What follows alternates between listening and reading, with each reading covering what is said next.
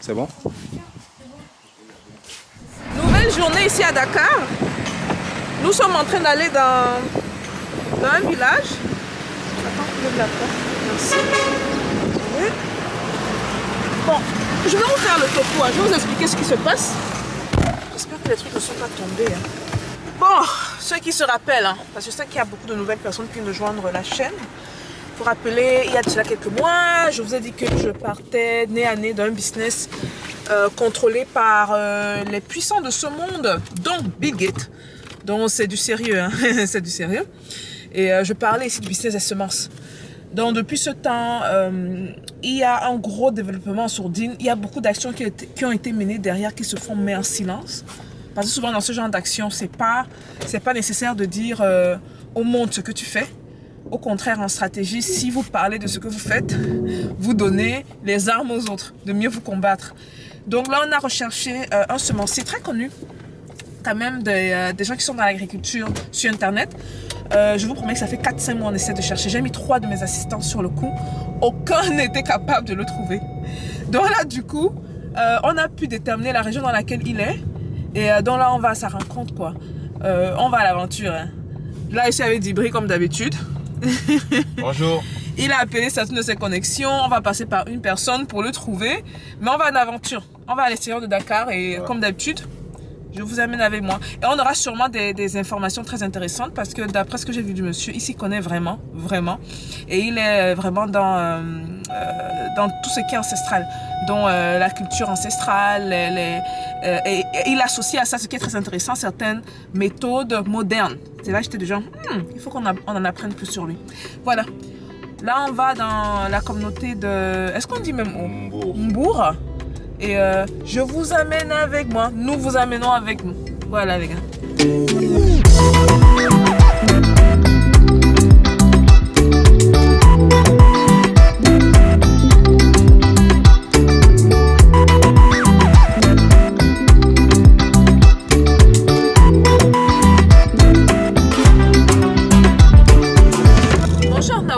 Très intéressant avec Djibri ici qui a la position de plusieurs jeunes en Afrique. Et moi souvent je n'essaie pas de prendre part dans ce genre de discussions souvent. J'essaie de comprendre les deux parties. Et personnellement moi je me rends compte qu'il y a souvent ce qu'on appelle un bris de communication. Donc chacun de son côté pense ce qu'il pense. Là on parlait du péage et Djibri, je peux dire ce que tu as dit? C'est ton point de vue, non? Ouais, de mon point de vue, par rapport à... Bon, j'ai eu à recevoir beaucoup de gens qui sont venus des pays occidentaux ou bien des États-Unis ou bien du Canada. Mais apparemment, il se trouve que, voilà, au niveau de notre péage, c'est beaucoup plus cher qu'ici, que chez eux. Donc, même nous, ici, on a une fois eu à se rebeller là-dessus parce que apparemment... nous, on ne sait pas comment ça fonctionne au niveau de l'État, mais côté prix, c'est un peu excessif. C'est pour ça que la population, la plupart du temps, ils se sont révoltés et dire qu'il faudrait qu'on diminue. Là, ils ont diminué un peu, mais apparemment, ça reste beaucoup parce que c'est un peu cher, quoi. Donc, ce qui nous fait mal, c'est juste comment on peut... Bon, on ne connaît pas exactement les causes de contrat et tout, mais tu t'imagines à chaque fois que tu... paye le péage et tu te dis que voilà, mieux vaut prendre la route nationale. Bien vrai que c'est beaucoup plus rapide, mais les prix sont excessifs. C'est cher. Et c'est vrai, parce qu'il disait que le péage c'est dans les 3500 Ouais, jusqu'à Mbour c'est 3500. Bon, il y a deux péages, bon, il y a deux sociétés qui gèrent les... en fait, il y a une première société qui gère l'Eiffage jusqu'au niveau de Jazz, comme ça là. Après l'autre, j'ai oublié, c'est une société chinoise qui gère ça. Donc eux, ils te font un péage sur tout le long du trajet et tu dois payer un maximum 1500. Donc à compter les 2000 francs que tu payes sur le péage de Eiffage. Donc voilà. Bon, maintenant qu'il a dit ça, parce que moi je vais vous parler donc de certaines réalités du côté étatique. Et beaucoup de gens ne réalisent pas ça. Souvent dans des projets comme construction des avions, construction des infrastructures, ceux qui ont vu la vidéo qui est parue hier ou avant-hier, je parlais justement d'une levée de fonds, d'un appel d'offres. Donc ce que les États vont faire souvent, c'est que pour certains projets, ils vont mettre l'offre sur la table. Et les investisseurs donc qui viennent mettre leur argent, ont quelque chose en retour. On peut par exemple donner la gestion, si c'est la construction d'un aéroport, la gestion de l'aéroport sur, je sais pas, 90 ans à la dite société, afin que la société ou les personnes, peu importe, ou les groupes, dépendamment de qui va investir dans le projet, afin que ces dernières puissent non seulement récupérer leur investissement initial, mais se faire de l'argent. Ok? Ben, n'oublions pas, ce sont les affaires, c'est pas la charité. Les Africains qui aiment chercher des trucs gratuits là, oh gratuit, gratuit. On ne vit pas dans ce monde, les gars. Wake up, réveillez-vous. Donc de un. De deux, une fois que vous comprenez ça, vous comprenez que c'est important quand que quelque part ces gens se fassent l'argent. Et c'est vrai que oui, c'est le gars de la rue, le gars qui a la voiture qui va payer pour ça. Mais il faut aussi reconnaître les avantages que les infrastructures ramènent sur la table. Et dans le même débat, ça me rappelle le débat qu'on a eu hier avec l'autre qui disait qu'il pensait que justement que l'État bouffait l'argent. Quand il s'agit de ce péage, des péages ou de ce genre de projet, quoi. Mais bon, vous comprenez déjà que premièrement, si les projets routiers ne sont pas faits par l'État mais par des compagnies, c'est pas l'État, ce sont les compagnies en question. Ok? Donc on met les points sur les i. On est très vite de taper sur l'État et je ne suis pas là pour les défendre. Pardon. Il faut faire la part des choses. Je pense qu'il y a des États ici quand même qui devraient faire un gros effort. Il y a plusieurs personnes dans l'État, le gouvernement devrais-je dire, certains membres du gouvernement qui s'enrichissent. Disons les choses telles quelles. Exactement. Maintenant, il ne faut pas tous les mettre dans le même panier. Il faut faire la part des choses. Ok, donc ça c'est de deux. Donc une fois que vous comprenez que donc, ce sont les sociétés qui gèrent ça, on ne tape plus sur l'État. Et donc, c'est une des raisons pour lesquelles, comme ce que je disais dans la vidéo qui est parue hier, c'est important que nous prenions notre argent et nous soyons ceux qui investissent derrière. Parce qu'à la fin, c'est qu'est-ce qui va se passer? On rentre dans un cercle vertueux. Nous sommes les investisseurs principaux. Nous faisons l'argent sur notre investissement et l'argent reste dans la communauté, dans le pays et ça fait un gros essor économique, énorme essor économique. Bien sûr, on ne peut pas écarter les acteurs étrangers. Lorsqu'on fait souvent les levées de fonds, très souvent, il y a des acteurs étrangers. C'est quasi impossible de ne pas avoir des acteurs étrangers. Mais rassurons-nous également qu'on ait joué notre part dans ça et qu'on ait la majorité des parts, si possible, dans des projets. Moi, c'est ce que j'avais à dire parce qu'on est très rapide à tirer sur l'État, quoi. Bon, on continue notre route. Maintenant, on est au niveau du péage, c'est par là que ça commence. On est où? Au niveau du péage. Le péage? Ouais. Bon, chaque péage, c'est quoi? C'est 3500? Non, bon, en fait, non, c'est pas. Il y a un péage de 1000 francs, de 600 et de 400 francs. Donc, c'est par portion, quoi. Oh, donc c'est le total qui fait ça? C'est le total qui fait 3500. Et tu vois, là, on se pleut, mais regarde, vous avez des routes? Non, les infrastructures, c'est il y a les routes à Dakar. Est-ce que vous réalisez même? Je pense que regarde, là c'est le péage. Pourquoi tu vois les embouteillages? Regarde, du côté infrastructure, c'est bon. Oui, c'est très bon. C'est très bon. Nous, oui. On se prépare de ça, mais peut-être, bon, comme j'ai dit, on ne sait pas comment se font les contrats. Et comme tu l'as expliqué tout à l'heure, peut-être que c'est par rapport à, comment dirais-je, aux négociations qu'ils ont eues avec les sociétés étrangères. En effet. Donc nous, on ne peut pas savoir. Mais en toutes circonstances, ce qu'on sait, c'est que l'État peut encore mieux négocier les tarifications du péage. Et voilà, ça va servir à tout le monde, quoi. Mais souvent, ce genre de décision n'est pas entre les mains de l'État. Pour les tarifications du péage, souvent l'État va juste demander un financement. Un financement. Pour le projet. Exactement, c'est ce qui se passe pour les infrastructures qu'on a ici, la plupart, les autoroutes à péage, les aéroports. Je vais tourner la caméra parce que la vue est très belle. Et puis, est-ce que l'État a son mot à dire par rapport au prix pour le péage? Une fois l'État a eu à parler avec les entreprises, les sociétés.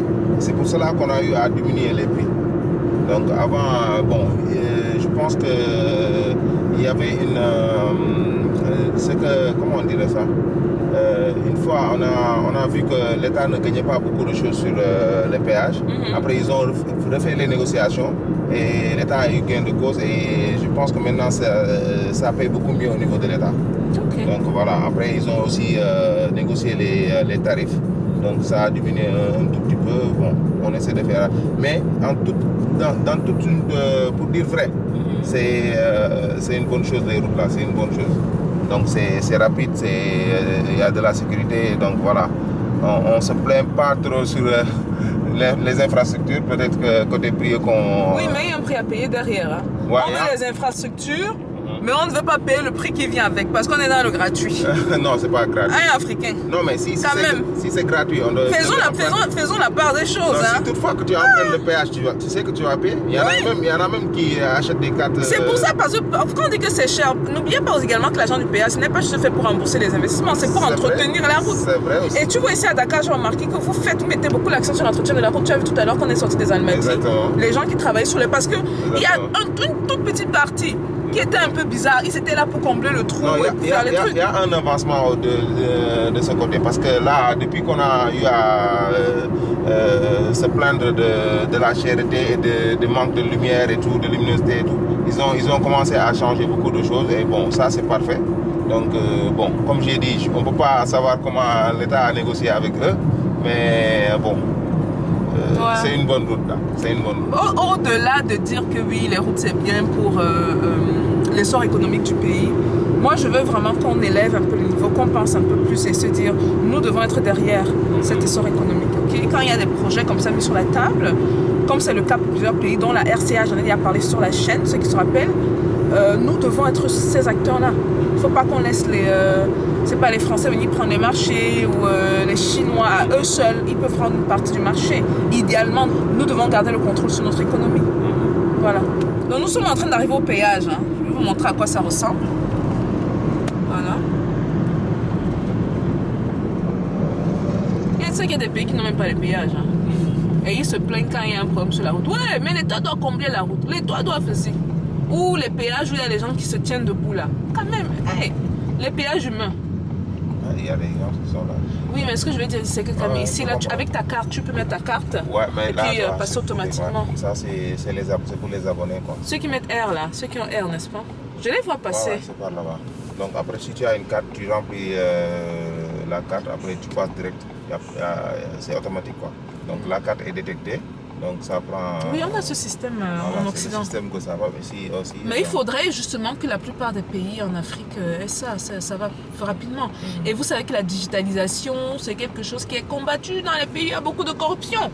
Parce qu'on ne peut plus voler l'argent. Mais ce qui est bien à la digitalisation, c'est que ça facilite la vie de la plupart des habitants, quoi. Vraiment, les gars, j'espère que les vidéos que je fais là nous permettent également de voir... les différences entre nos pays. Ok, merci. Nous permet de voir les différences entre nos pays africains et d'en tirer les leçons.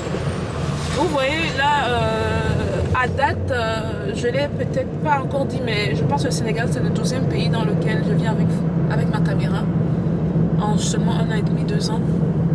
Et puis, je prends vraiment le temps de tenir la caméra en main, de vous montrer les réalités sur place, pas juste dire que vous avez lu quelque part, vous avez lu un article, vous avez vu un documentaire réalisé par un Français quelque part qui a voulu juste prendre certaines réalités qui l'a arrangé et qui a mis. Là, vous voyez en direct. Donc, si vous avez su, vous entendez sur des plateaux, par exemple, français, oui, mais le Sénégal, il y a des nids de poules partout. Écoutez, attention là, attention. Les infrastructures au top, hein, à Dakar en tout cas. Tu sais que dans les régions un peu repoussées, on essaie de ramener le goudron. Justement, mais ça avance au fur et à mesure. Donc, reconnaître quand même, c'est ce progrès-là dans nos pays. On peut ne pas aimer la personne qui est en haut, on se dit la vérité. Hein. Mais quand il y a un effort qui est fait, il faut reconnaître, faire la part des choses. Okay. Bon, les gars, on continue. Hein. On lance en Bourg. Direction Bourg.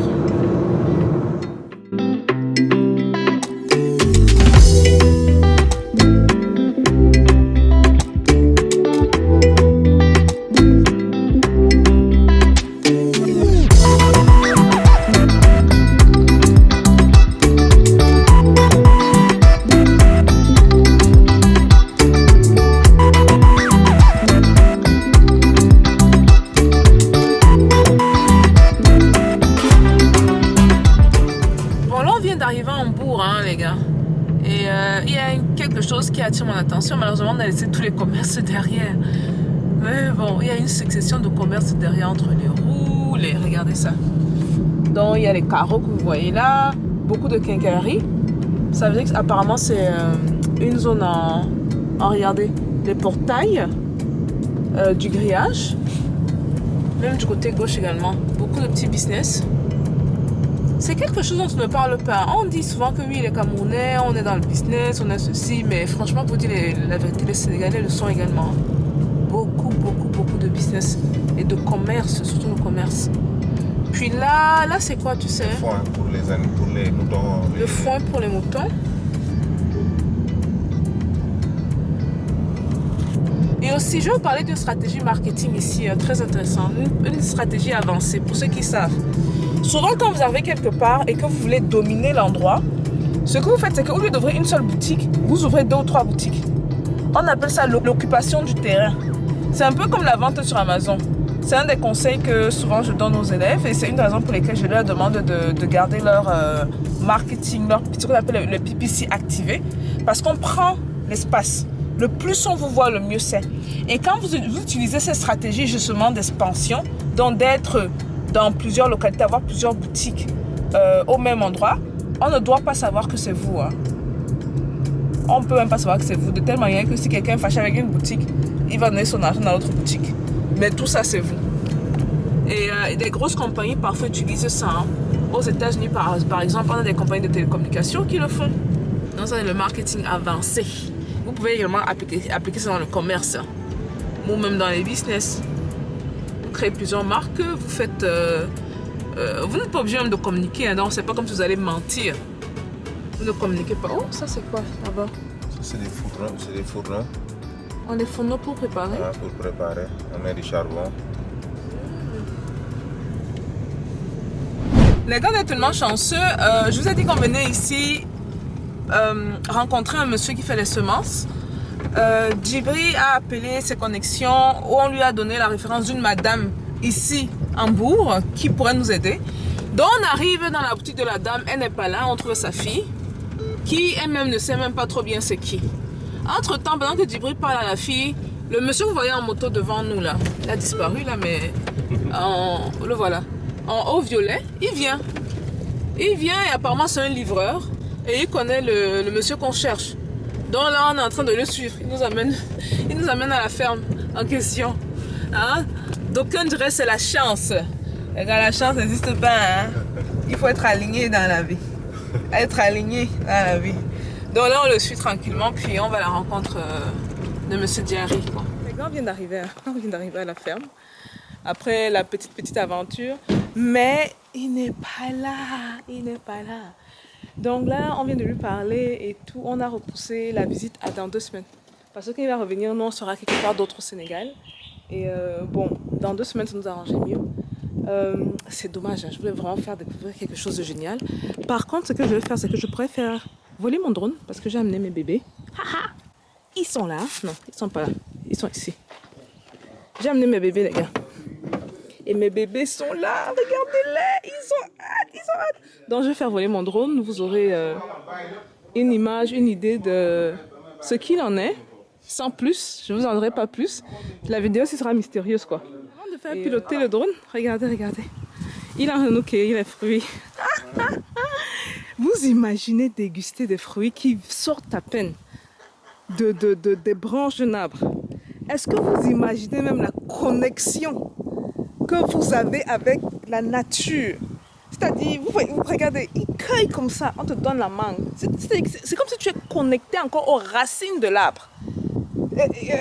C'est puissant.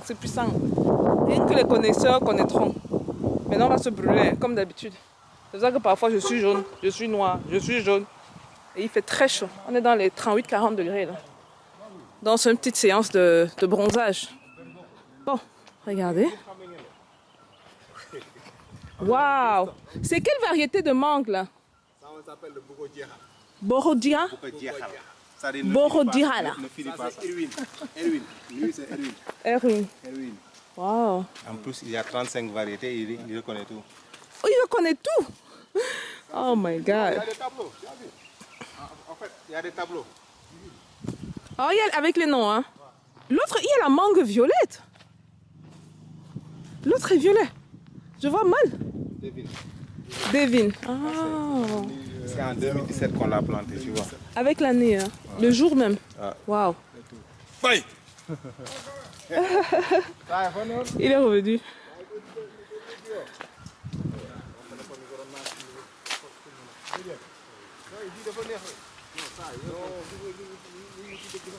Ils ont 35 variétés de mangue. Moi, je pensais que la mangue, c'était juste la mangue.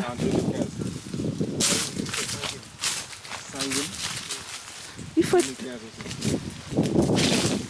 Il faut la patience. Hein.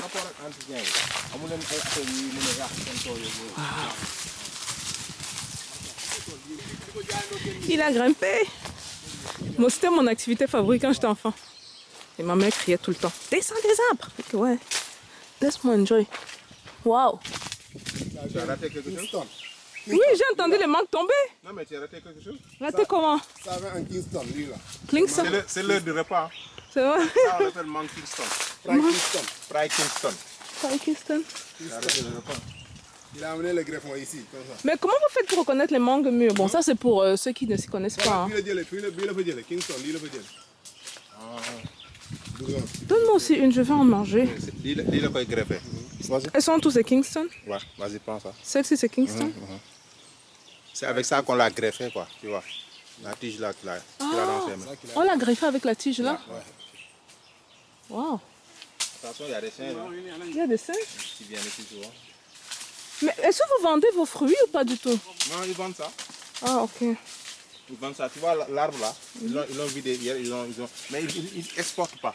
Ils vendent au niveau du Sénégal, à l'intérieur Localement. du pays seulement. Tu jettes les pauvres ou tu manges? Tu manges Ah, les mais pauvres? Kingston bi saf na. Oui. Mais benn du Kingston.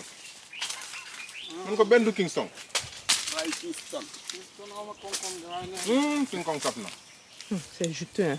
Hein, regardez. C'est juteux, Ouais, très. naturel.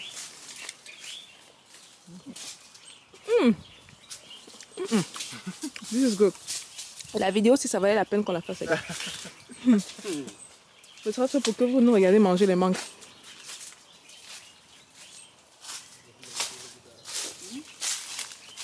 Toi, tu manges la mangue avec la peau? Tu es la deuxième personne que je vois qui passe ça. On peut manger avec la peau. Il y a des bénéfices. Ouais. D'herbe lay wax na mën nañ ko lekk. Mën nga ñu ñëw foofu nga. Manger tout. Tout. Ouais. Il y a des bénéfices sur la peau, j'imagine. Hein. Ouais, bien sûr. On est en train d'assassiner ça. Les gars. Regardez comme ils mangent. Regardez. La nourriture bio. C'est bon. Ça, c'est bon.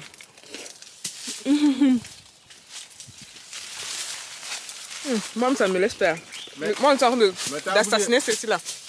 Ça valait la peine, les gars. Le Sénégal. Beaucoup de ressources. Là, il fait tomber les mangues.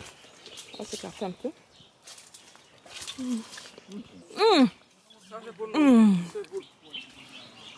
C'est pour toi. Ça, Les gars, c'est pour toi. quoi? Les mangues. Tout cela, on a déjà encore... On va partir avec un panier de mangues. Nous en avons récupéré pratiquement 3 fois cette quantité ici. Et moi, j'attaque, hein, les gars. Bon. Est-ce qu'on peut jeter au sol? On jette au sol?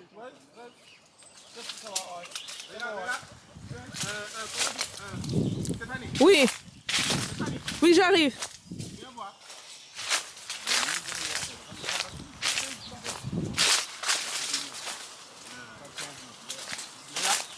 Chaque 15 mètres, il y a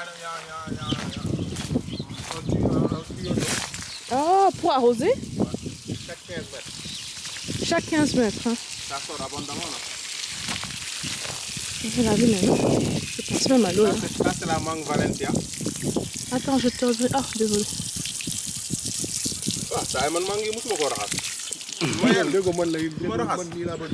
Nii laa koy lekk. waaw ñu ñëw rek lekk. Valencia. yow duñu mën a def ni day am noo dikkee tool rek maa yow duñu mën a def da la yem ak yow mais suñu doon man boo dikkee mooy doxee rek ñu waaw boo ñëw di jaay affaire rek yooyu noonu. yow comprendre am ñëw visite ni saay su ma passe ak ñoom ça comportement bi laay xool rek waaw. ah ah ça léegi ci de la am dikkee dox la ci koy laaj C'est bon. Ça me fait plaisir. En fait, elle garde toujours la culture africaine en elle. C'est ça, C'est ça quoi. En fait, il essaie d'expliquer.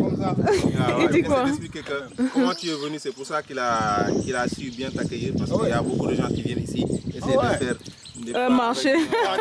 Et toi, tu es venu avec ta culture, tu as bu l'eau, tu as mangé la mangue.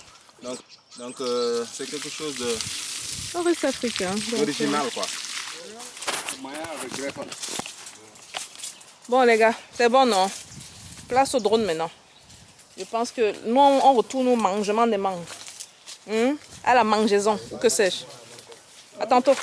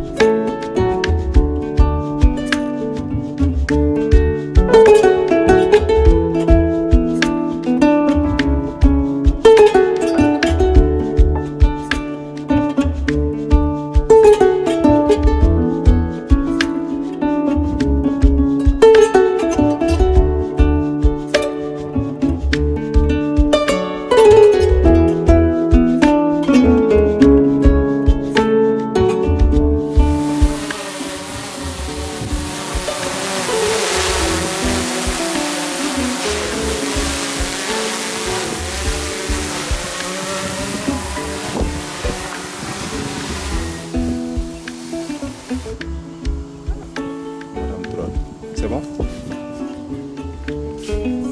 Rendez-vous dans 2 semaines. Désolée, hein, c'est la fin de l'aventure, mais c'est pas grave. J'espère que au moins vous avez apprécié le parcours avec nous. Au moins on est venu, on a eu son contact, on l'a trouvé. Donc souvent c'est important de se déplacer en personne. Parce que malheureusement, et même ce qui est intéressant, c'est que même dans la ville de Mbour, qu'on demandait, personne ne savait qu'il y avait ce genre de truc ici. Je dis mais c'est fou, c'est cette richesse-ci, mais c'est fou quoi. Et donc c'est ça la beauté d'avoir cela. Vous lisez sur internet, vous cherchez, vous ne trouvez pas, vous dites ah c'est terrible, je fais comment? Vous venez en personne, vous avez la latitude de le faire. Voilà.